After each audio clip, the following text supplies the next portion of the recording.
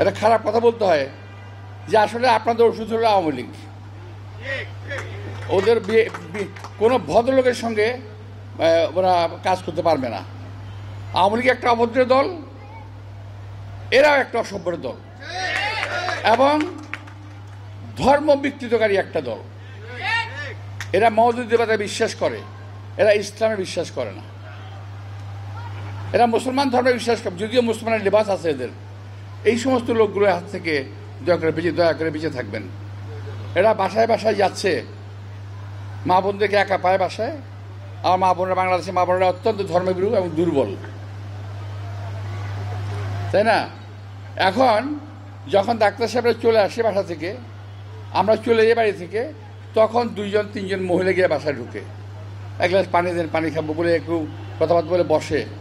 তারপরে পরে করে কি জানেন, বলে যে জামাতেরকে ভোট দেওয়ার জন্য এই দিলে এটা হবে, বেহেশতে যাবেন, না দিলে আপনার ক্ষতি হবে, এই বা নানান রকম কথাবার্তা আমরা বলে। তারপর বলে যে যখন বলে ঠিক আছে ভাই দেখবো না আমরা, তারপর ভাই আমার বুকে একটু হাত দেন তো, বুকে হাত দিয়ে বলে জামাতকে ভোট দেবেন। মহিলা বললো ঠিক আছে। দেখেন আপনারা কিন্তু কোরআন শরীফে হাত দিয়ে কথা বলেছেন, আমার বুকের মধ্যে কিন্তু কোরআন শরীফ আছে। কত বড় ধাপ্পা বাজেরা, বুকের ভিতরে কোরআন শরীফ আছে বলতেছে, মানে এখানে ছোট একটা কোরআন শরীফ কথা থাকে।